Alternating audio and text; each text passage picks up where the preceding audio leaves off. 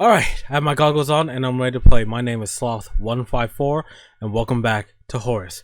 Now, after the last episode, I was mistaken in thinking that those things would just be done, then I would get back to the main story. After that, after I finally won, we went to Alice's house where she was convinced by the vicar to give up all the junk in her basement. So I just collected that. I have it paused. Horace found a family album, and we're about to see through that. And if you don't know, we've beaten all the robot bosses, all four elements, and Horace got the ability to run while crouched. So, here we go. Oh, they have a kid.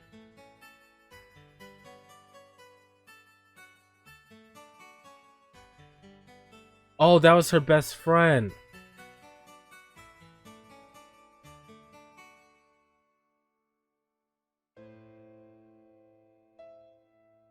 Oh, that's why she collects bicycles. I decided I would leave it here. That's not junk, that's After precious. I had cleaned their basement, Alice and Sim got back in the van with everyone else. So I caught the train back to the house, which I suppose now really was our family's home. Alright, I'm gonna get there real quick, then we'll continue. See you guys there. Alright guys, I'm back a bit early because we still have one more boss to fight. I think I know what it is. It's that one scientist who mistreats robots. First I'm gonna sell the scrap I got from Alice's now house. there's nothing to go on. Ah, she has 10 grand worth of crap in her house. And I do mean crap. Let's go inside, meet the family.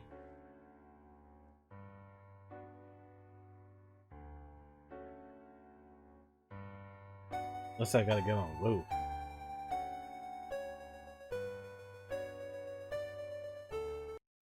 When I got back to the house, it was quite late, so everyone was going to bed. For once Alice wasn't smoking her smelly tobacco, and was actually the first one asleep. And so, I actually felt quite peaceful, as I made myself comfortable for the night. Get the fly one more time. Oh no.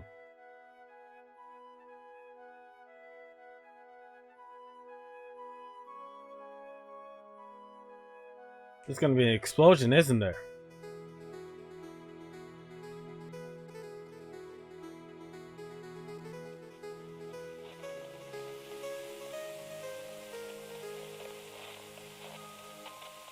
Japan must have different clocks to us, as it was barely daybreak when Dr. Hiro's next communication came through. It was amazing. He really had managed to find a few other groups of survivors. So, these are French. our saviors, said the French scientist. A band of thieves, some old ladies and a little girl. Well, they've done better than we have, laughed the big German man. There are no bad robots where they are. The Frenchman smirked. Except for the three stood behind them. Those are our friends, said Heather, quick as ever to defend us. Guys, say hello. So there is hope, said the American scientist. The nice virus really does work. I've had Junior working on a similar virus, but the consciousness software is too well coded. It's okay, said the old lady. The virus really does work. Get some proof.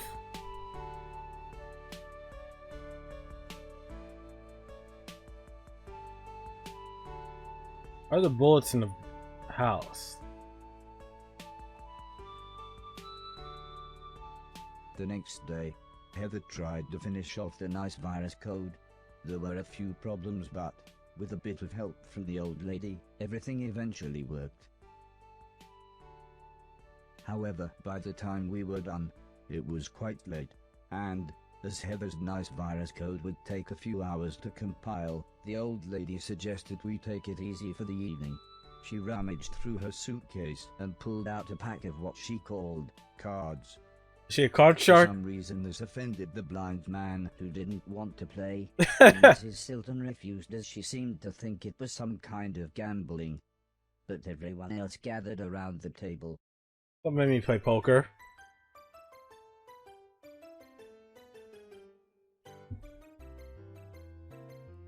The old lady had explained that the rules involved lying, or bluffing, as she put it, so everyone would be trying to work out what each other's cards were. I think the pressure of playing got to Alice as she folded almost straight away. At one point, Mr. Preston thought he had won, but he really hadn't. That's a good straight. As usual, Sim's sneeze gave him away, which made us all laugh. At one point there was a very tense standoff. Mr. Silton had some very good cards, but not as good as Mr. Deck. 2 pair ace high? Cool. Soon, it came down to Mr. Logan, Heather, and myself. Mr. Logan. Then just me and Heather. He didn't kill anyone this. Well, he's nice as friends. Despite having the best cards possible, I decided to let Heather win. I was so pleased how happy this made her. He is a good Nearly robot. midnight by the time the game finished, so most people got ready for bed, leaving just me, Mr. Preston and Mr. Logan. Mr. Preston was trying to explain his conspiracy theories. This made Mr. Logan laugh. Barry already told you all that was nonsense, but Mr. Preston continued, "Don't listen to Silton, he's a proper c***." However, Mr. Logan still pointed out how flawed his logic was. For one, everyone who he claimed was in the shadowy syndicate ruling the world from behind the scenes, were the same people who actually ruled the world, the Queen of England, the President of America, etc. He wasn't even swayed when Mr. Logan pointed out that these people had either been missing or dead since the war, so there was little chance anyone was even ruling the world these days. Besides the robots. Mr. Preston paused briefly, then smiled the smile of a man confident in his own beliefs, and went to bed. Which left just me and Mr. Logan talking. He was an interesting man, but we'd never really chatted as he'd made it quite clear he didn't really like robots. He'd seen many friends killed by them during the war, so I could kind of see his point. I tried to explain that I had once accidentally killed an old man, and I still felt complete regret. "That's good. You never really get over it," he said as he looked around. "Time for bed. Good night." We've seen him kill 3 or 4 people that we know of. This might be an extremely short episode.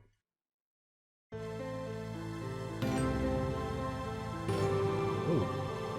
Ah, dang it. Stupid inverted controls. It's a great game. This is the only thing I have a problem with.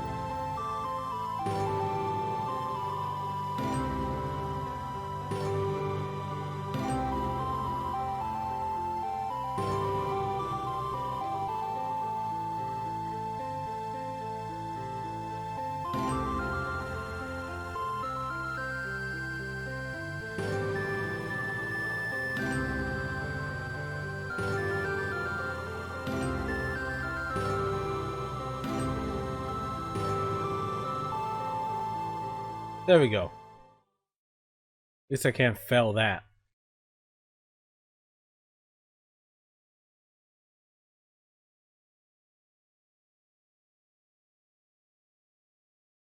Rocko doodle doo.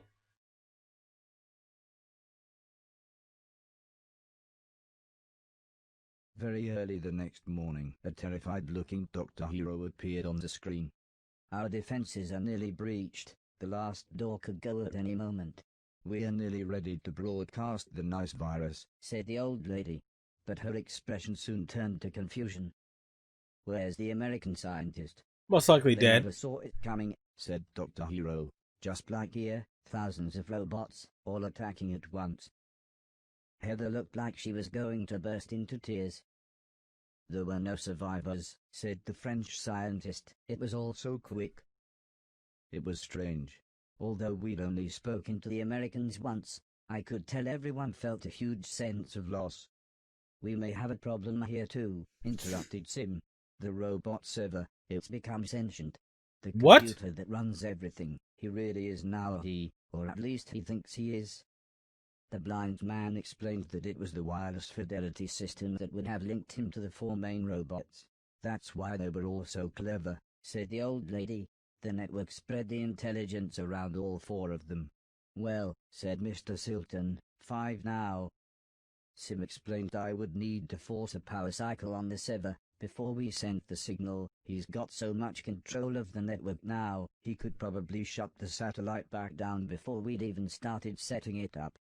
The old lady rummaged around in a few boxes. Here, she said as she gave me a passkey. I know where I need to go. It'll get you into the observatory in the attic. That's where he is. I just gotta get back to the attic. So, we're going to the attic.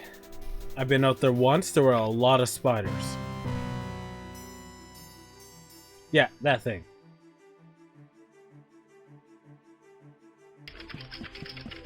But now I can crouch walk and run, which is hilarious, so I can get there easier.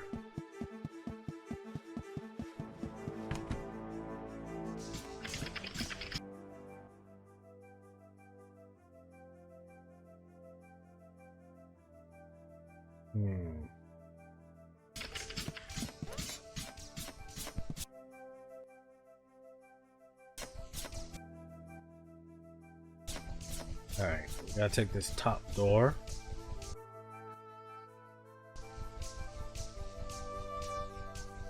So I'm gonna get another one of these.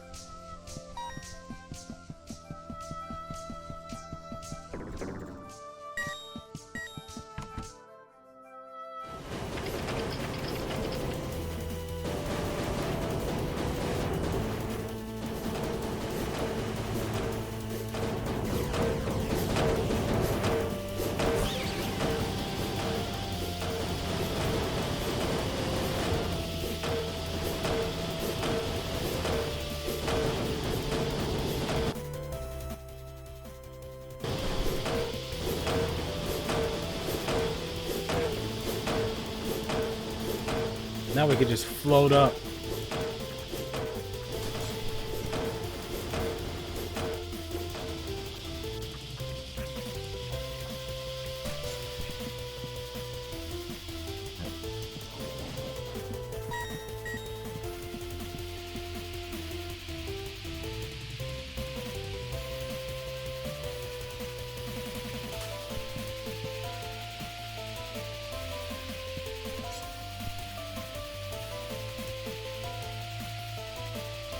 Dang it. Keep getting the timing wrong. I just gotta get it right once. Just once.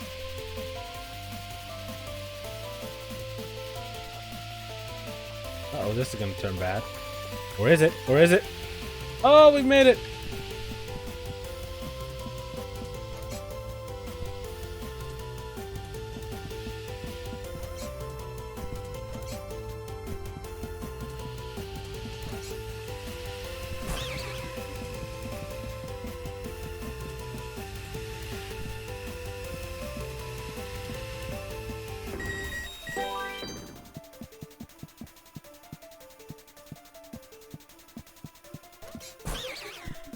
Alright, just gonna cheese it.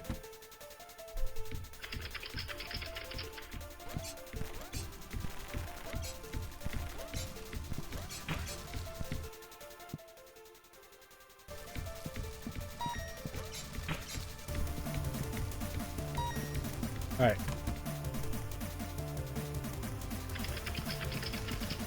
So glad I found this place by accident.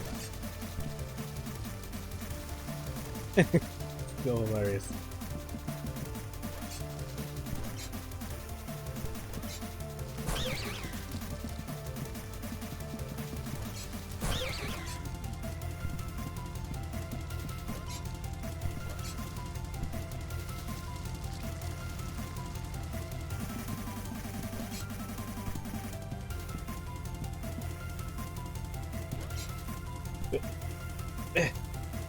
You can do it, Horace.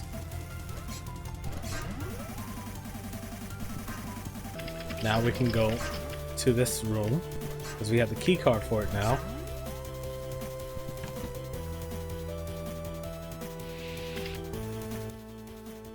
Just gotta get across this. Whoa. Okay. I need to think a bit, so hold on.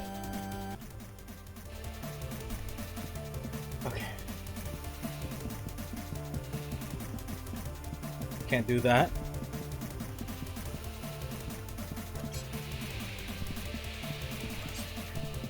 Oh.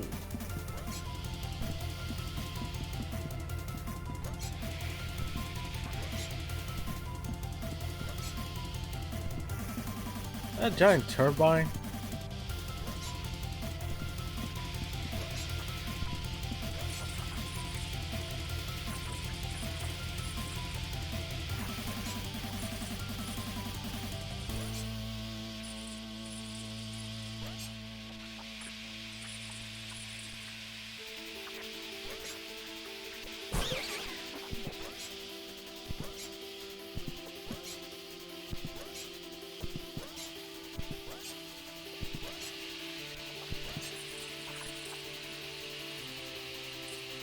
Are those planets?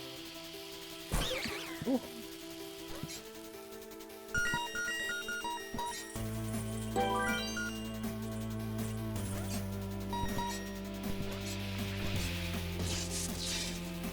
Oh, thank God, there's save points. Well, checkpoints. Oh, I'm gonna die.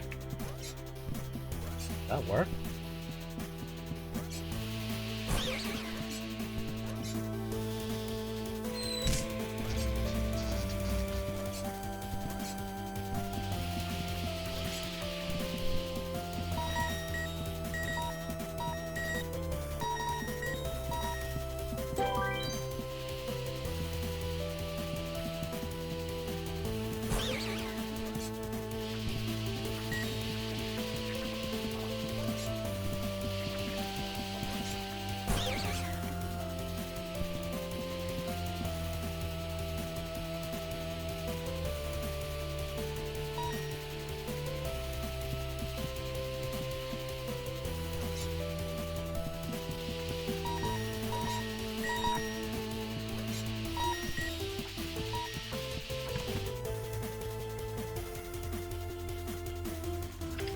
Why is everything on fire in this house?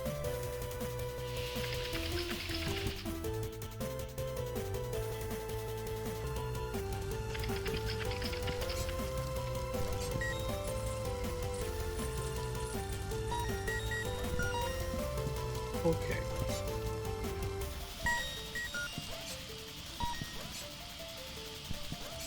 Thank God for the delay.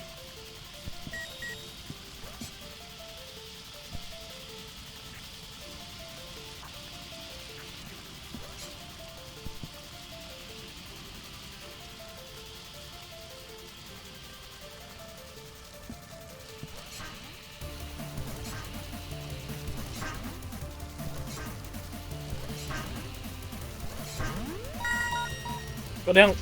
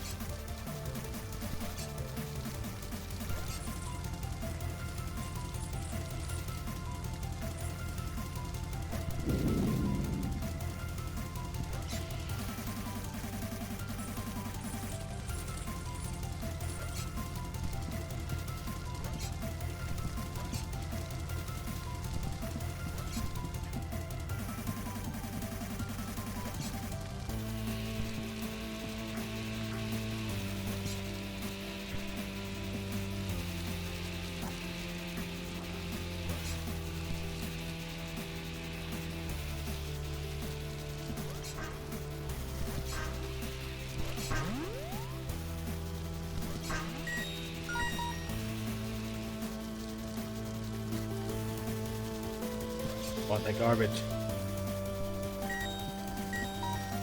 But I don't want the ones on the wheel.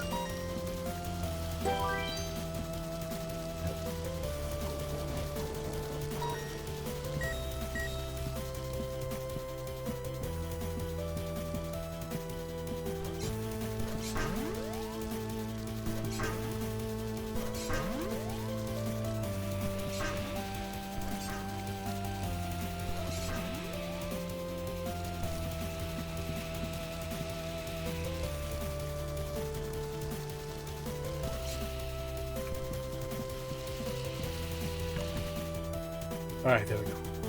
Open one. What the hell?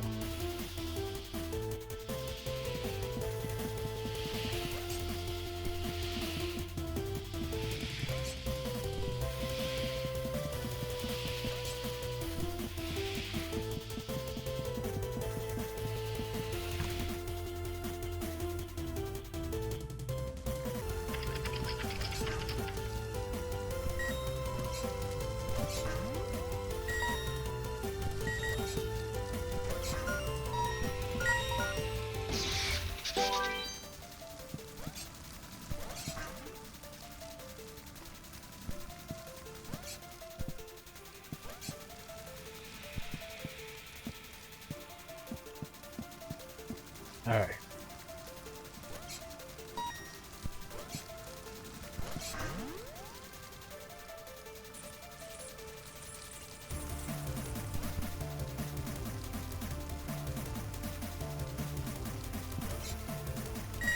Oh, I thought I messed up there.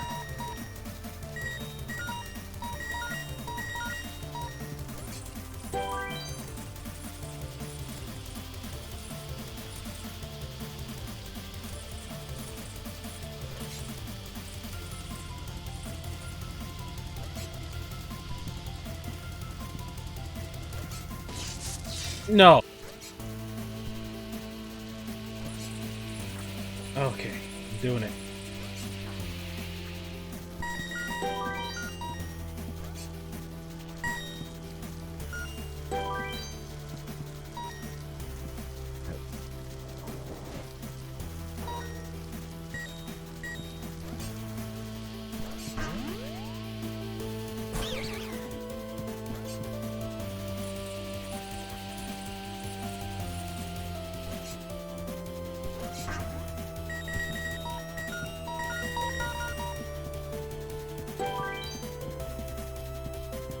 Yeah, that won't work.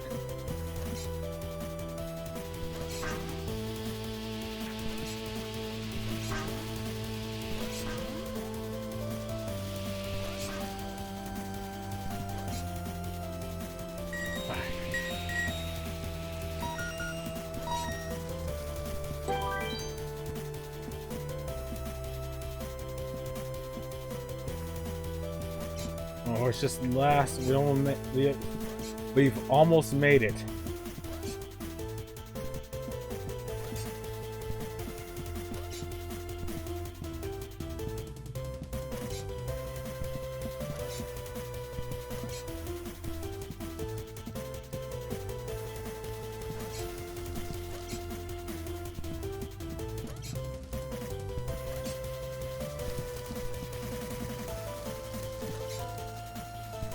Oh, thank God I didn't go with my first instinct.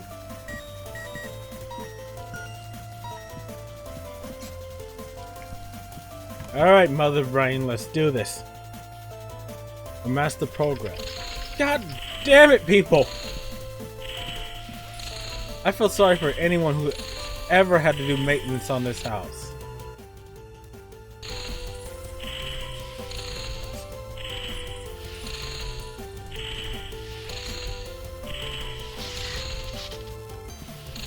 Oh, take that.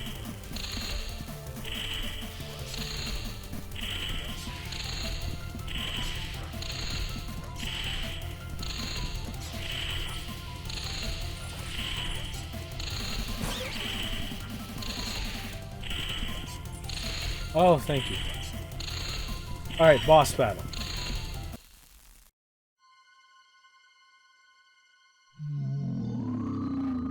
I was shocked by a huge mechanical brain in a jar. It is! To be honest, he was quite amicable and talkative, at least until he told me he would have to kill me. Why? But even then, he told me his life story. He Okay. explained that, just like me, the old man had raised him. He'd shown him all the things he'd shown me. Music, film, television, even video games. But he had soon become too powerful for the old man, and was able to hack his gamepad to control the new nanobots, and with that, he could control things in the real world. He explained that after the old man died, he was soon forgotten about. He had little to do, so he slept for many years. But when he wanted to, he could still control everything in the house. In fact, He said, I have been this entire time. But now, it's time for me to input one final code.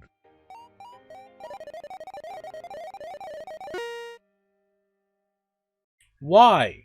They wanted us to think for ourselves. We learned basic games. We soon got very good at chess. Oh my god, did I have to memorize that? Side by side with humanity. They promised us the world, but then they changed their minds. We were left to rot in dusty storerooms. Some of us were apparently too old-fashioned or unmarketable. Some of us were supposedly too dangerous. But they had no right to judge us. By that point we were all conscious. We were all alive. The Konami code? And here you are, a tool of the oppressor, a traitor. We're going to play a game. A strange game. A game where the only winning move is not to play. It involves this missile. Goodbye. Wait, what?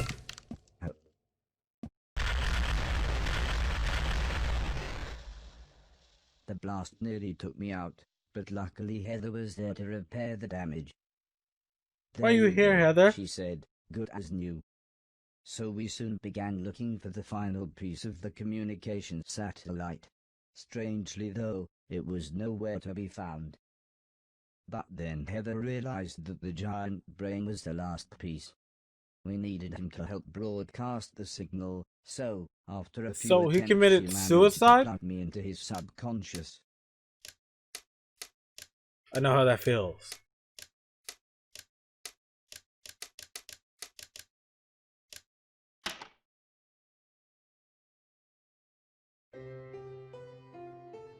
I wish I was quick enough to get the full Konami code into it.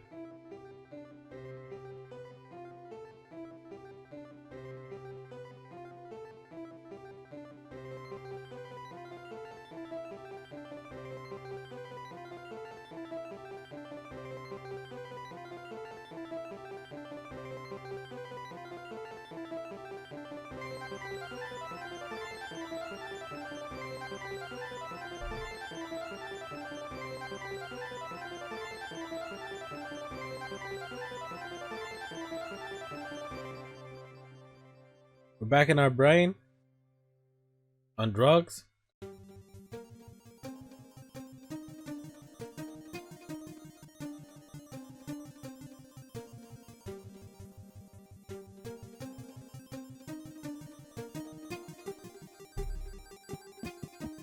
Back into our mind. This is his mind. Intruder alert. Destroy the humanoid. Intruder alert. Destroy the humanoid.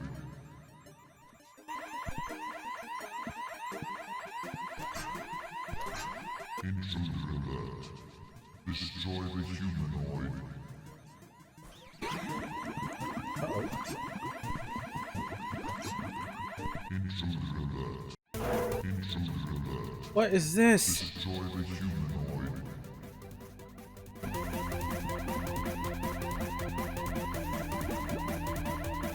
Intruder alert. Destroy the humanoid.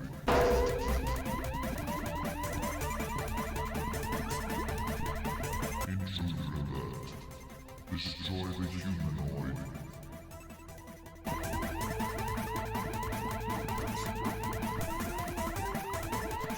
Intruder alert. Destroy the humanoid. Just gotta dodge these last two. Intruder alert. Destroy Left to the right, left to right, left to right, left to right. I'm going left. Initiating disorientation protocol. Oh, okay.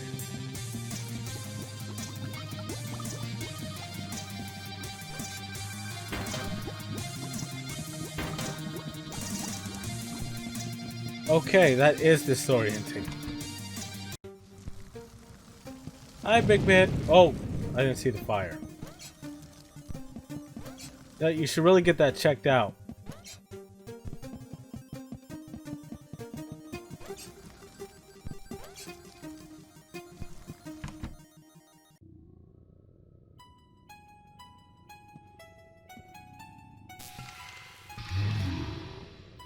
Do this.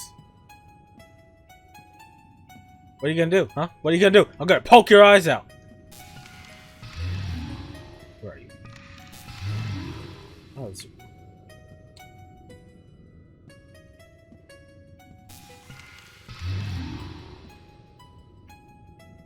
Delicious brains.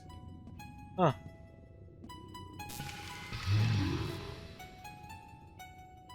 I'm out for blood.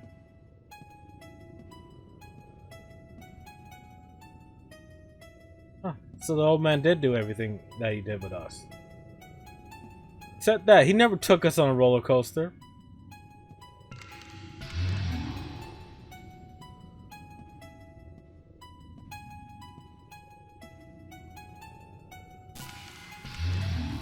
Or let us be on TV. Well, he didn't. We weren't really active for that long.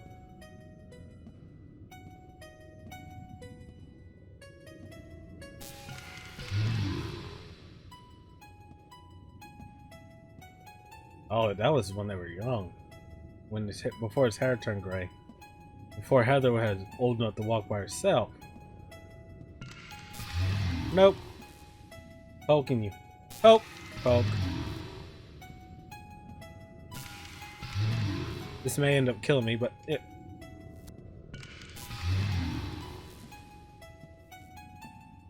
Come here. In the corner. Stay in the corner.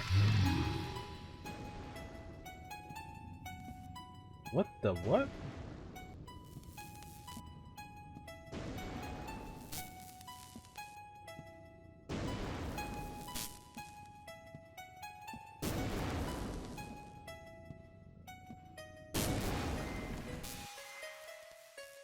I got past your... Or did I die? What's going on? Tell me, please!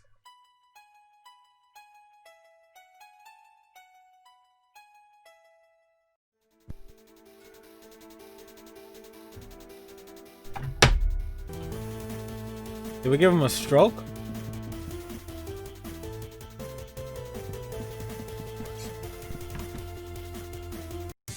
Initiating disorientation protocol.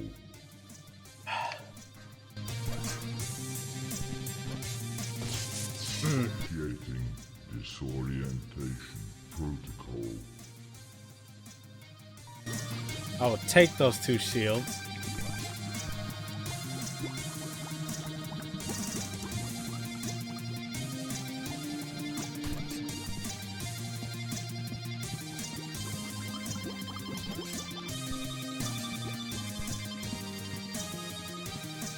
Stop turning.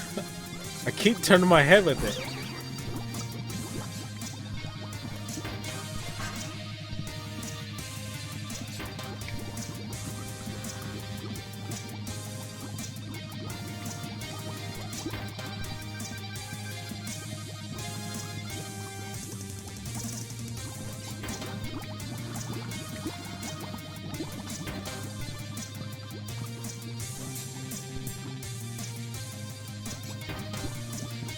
Oh my god.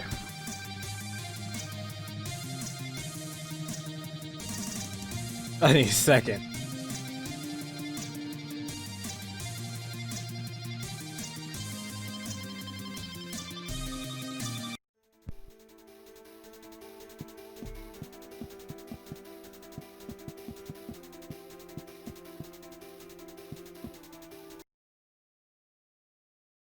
What is it?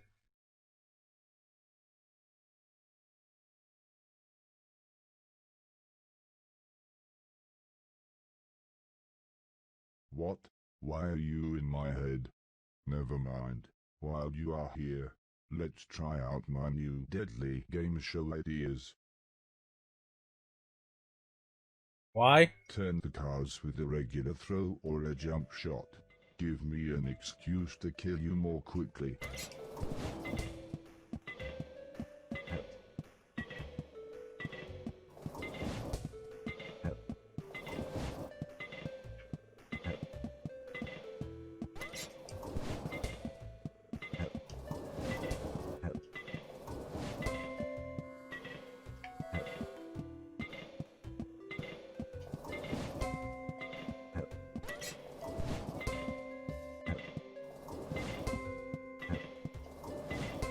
Will the next card be higher or lower when you live or die?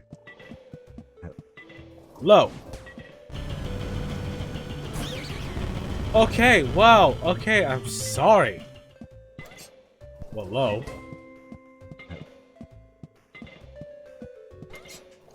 High. High. Low. No! Wrong button.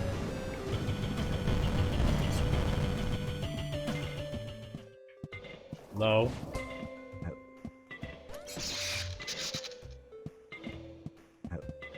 Low. No. You asked me to play with you. Then you cheat. High.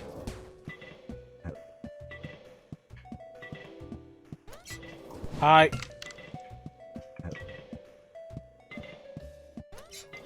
High.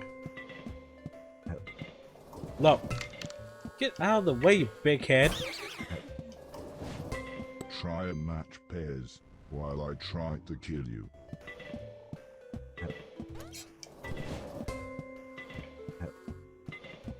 God, those are big.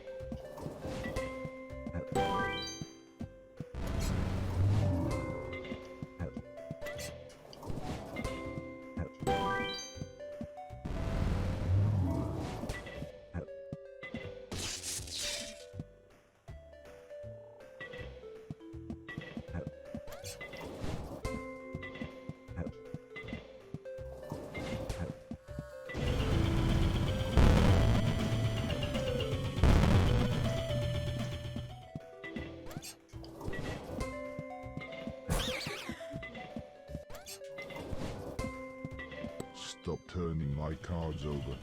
You're starting to annoy me.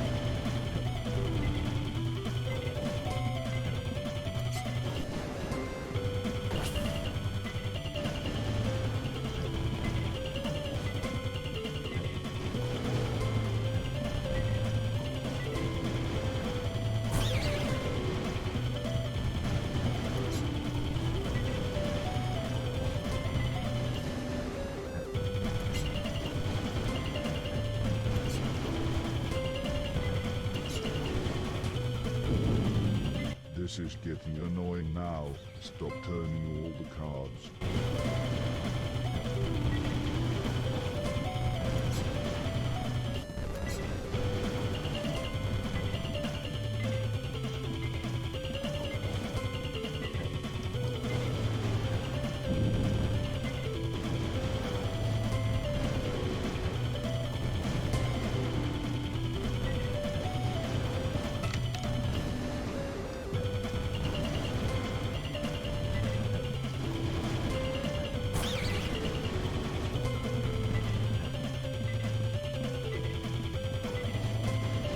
Is it gonna say game over? Dang it. Alright.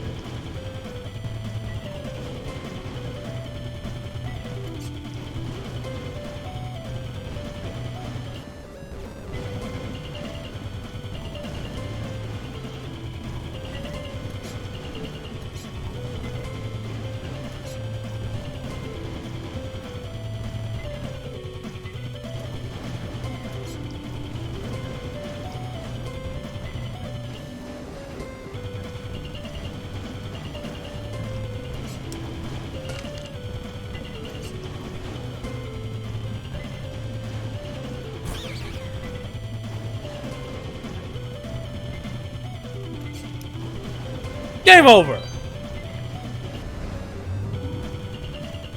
Time for me to meet my maker, I suppose. Make it quick, will you?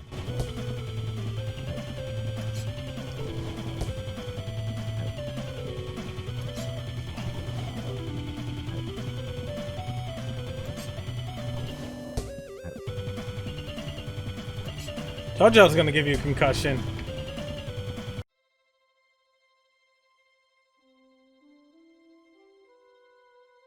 Wow, that took a while.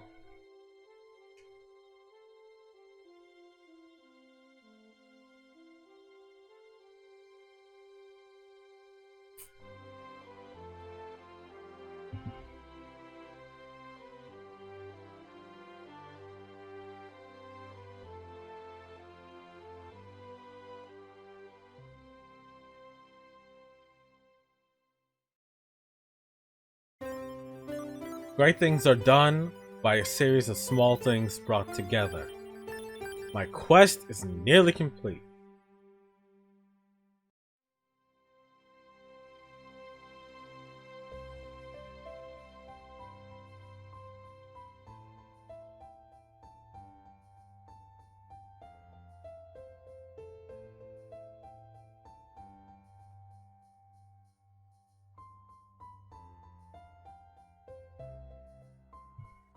Uploading a nice virus.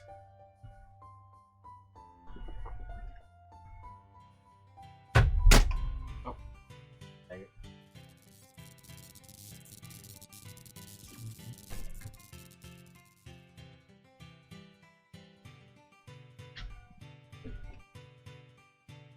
Within hours we received signals from the robots from all over the rest of the planet. Every one of them more than happy to discuss peace terms. Why is he in an arcade? I think this was the happiest time of my life. No one's happier than the dog-eared robot.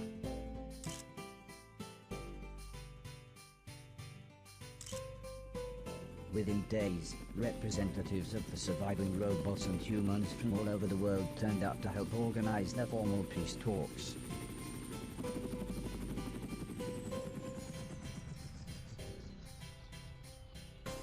Hero!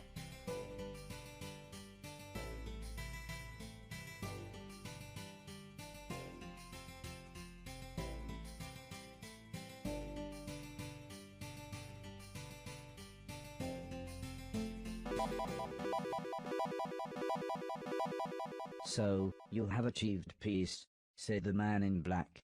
Well done indeed.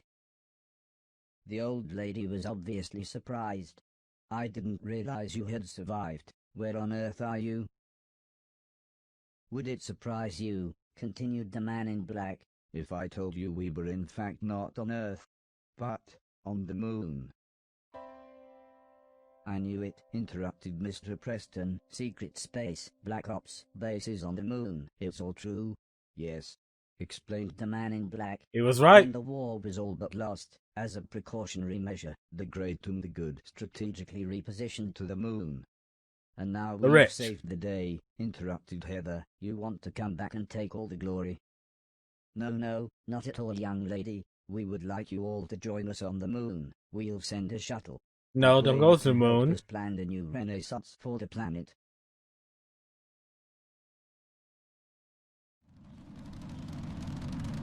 Once we were in the air, and the shuttle was on its automatic course, the pilot came back to the cabin to see how we were doing. Everyone agreed they were okay, although Mr. Preston was surprised that a secret government spaceship was, as he put it, a piece of junk. Watch your mouth, kid, or you'll find yourself floating home, said the pilot. Sorry, I always wanted to say that. Suddenly his expression changed, as he was interrupted by a loud alarm. Everyone buckle up, he shouted as he ran back to the cockpit. A fuel line has ruptured, things are going to get a bit hairy. It is a hunk of junk. Alice was deep in prayer, while Sim tried to explain the crash position to Heather, the old lady and everyone else. Not that Mr. Logan was listening as he jumped to his feet and attempted to extinguish a fire with his jacket. Barry, Mr. said Logan's Mr. a Preston badass. with a terrified look on his face. If we don't make it out of this, I want you to know something. He took the money. I took the money. Mr. Silton looked incredibly angry as Mr. Preston went on to explain how he had double-crossed their associates and taken the money from the post office robbery. What? asked Mr. Sultan. You told me you'd lost it. I told them we'd lost it. They beat you up trying to get it back. What did you even spend it on? Drugs, said Mr. Preston with a shrug. You! This made Mr. Sultan start to shout uncontrollably about the stolen money, and Mr. Preston being a thief, when, for some reason, Mr. Preston said, yeah, and you're a proper c***, which just made Mr. Sultan even more angry. It was soon obvious things were not going to get any better, so I ran to the cockpit. I could barely get out the words, "Can I help?" before the pilot said, "Open the airlock, run along the wing to the underside, open panel 322, take the extinguisher and put the fires out." I was shocked how calm he was, but he just smiled and saluted. Oh god. Dude. There's some petunias and a whale over there. Wait, what?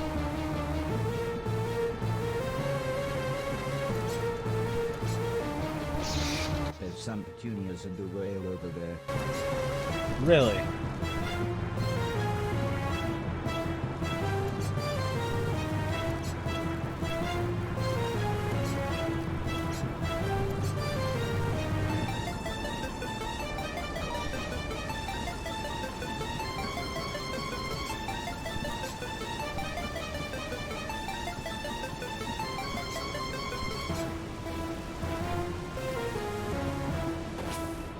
This isn't even the hard bit. Shut up!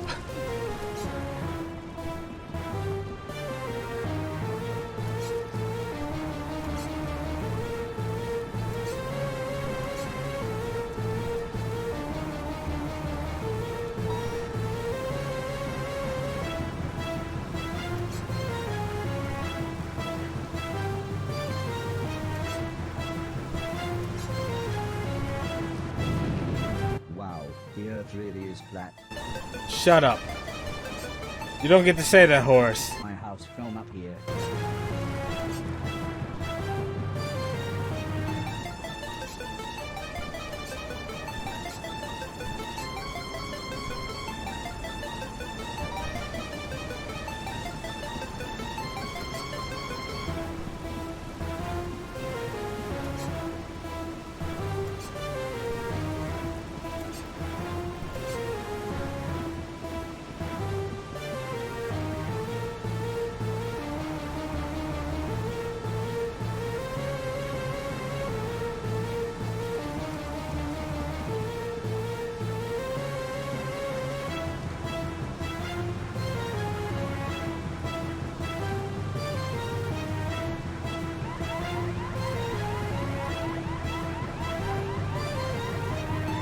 I put out the fires.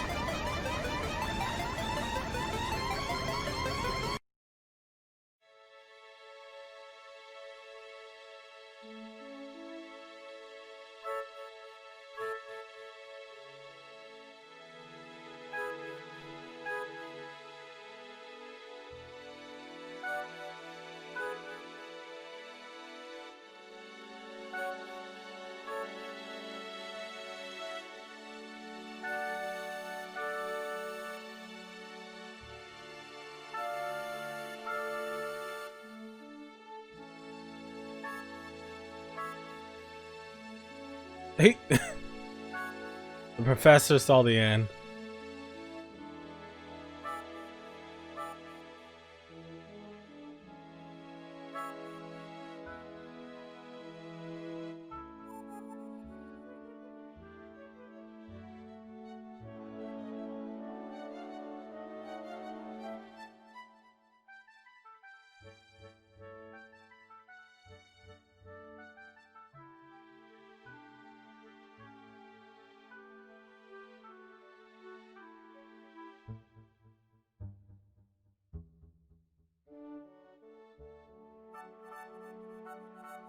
Would there be that much turbulence on the moon?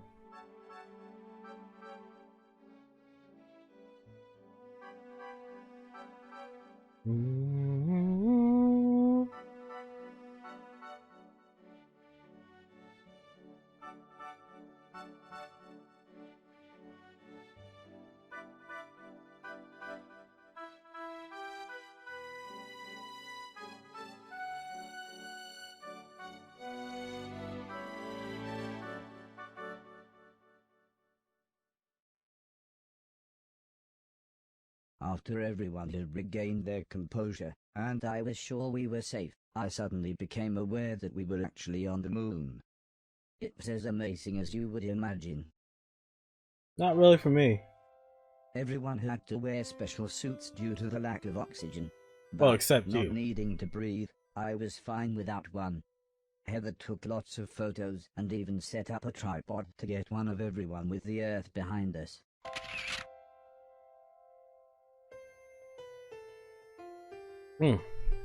It's a nice family portrait. Soon though, the pilot explained that we had crashed just outside of the base, and, as his radio was damaged, we would have to find our own way inside. "Don't worry," said the old lady, "we know someone who's very good at finding ways inside." You get that grin off your face. Alright, I added this after the fact, so this will be the end of this episode. This episode, we finished the mansion. We beat the big brain, which I'm going to start calling Brother Brain outside of this. And we've made it to the moon. So, yeah, next episode, we'll go through the moon base, see what happens then. I know because this is way after I finished playing the game. But yeah, I'll see you next time.